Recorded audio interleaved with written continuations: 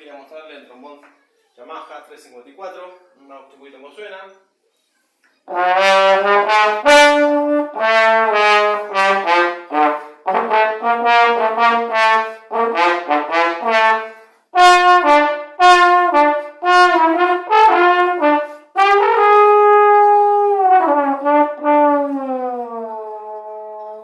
Bueno, hacemos una escalita.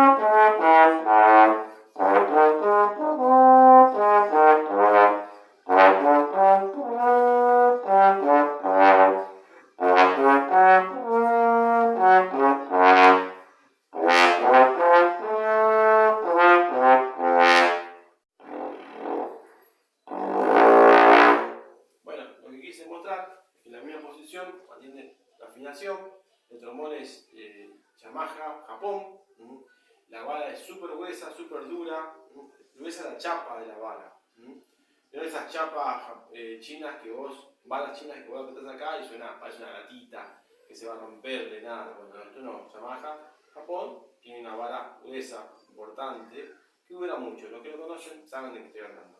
Estamos en contacto, luego.